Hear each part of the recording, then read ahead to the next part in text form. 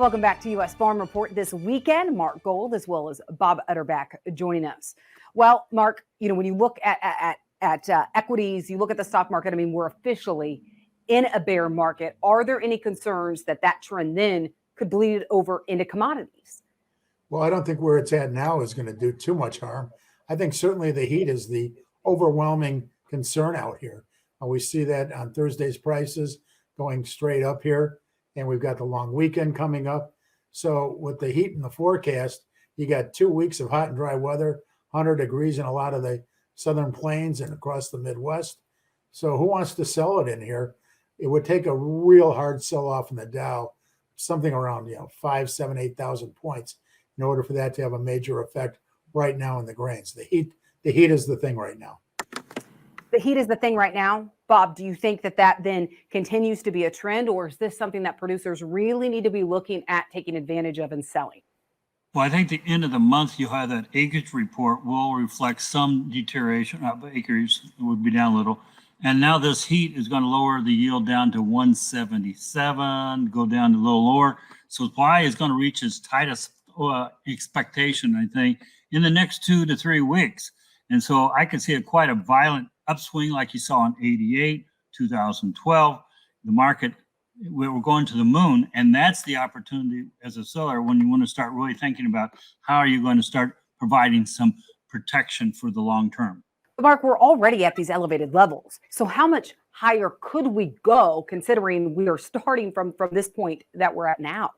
When you look at inflation, you got gas prices where I'm paying $7 a gallon here in Chicago. How high is high? I never want to play that game, but certainly we could tack $2 or $3 onto the beans, $1 or $2 onto the corn without too much trouble, and wait, a couple of bucks out here. We've never had this kind of a long weekend in the middle of June. It's kind of like a 4th of July holiday here, and that's going to be watched very carefully. If we come in Monday night, it's still hot and dry. We'll take a big jump and gap open higher would be my guess on Monday night. Well, we talk about this heat, but then as we come in and we do get crop condition ratings next week, Bob, do crop condition ratings matter to the trade? That's always a big debate. And is that something that we're going to be watching closely considering this recent heat? I think anything that reduces the supply side at this time, the market's already phobic about how tight stocks is, the tight farming. I think the basis level is going to stay all strong into August. Ethanol plants with the crude oil, we're just one event away from a significant bounce up in crude oil. And if crude oil rallies, that rallies everything in the corn market.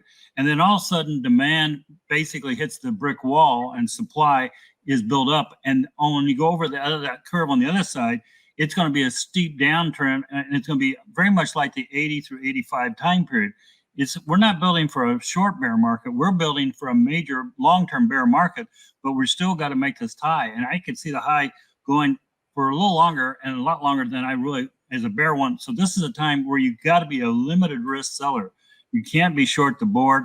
You got to be long a put or short cash. It's almost too long to buy a call. So right now as a seller, you just got to keep your pockets, hands out of the market, basically be cautious, but be ready to move, because when it does turn, it is going to be a vicious bear market, much like the 80 through 85 time period.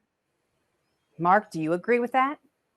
Well, in 83, we came off some pretty good highs. We broke very quickly, 88 in another year, 2008, 2012. Every time we get these highs, we still face supply and demand. And at the higher prices, we're going to bring more production into the marketplace. We're going to see less demand, and prices are eventually, within 2 years, go back under the cost of production, because that's what they've always done. So, how quickly is it going to happen? I think it'll happen quicker than most people think. But the question is, between now and let's say September 1st, how high is high? And like I said before, I don't want to play that game, because the funds really aren't that long. They're long 250 corn.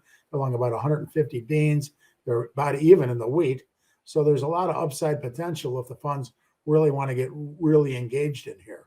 And that, if we come in hot and dry this weekend, come in hot and dry the 4th of July weekend, there's no telling what kind of prices we'll be seeing in the next 6 to 8 weeks.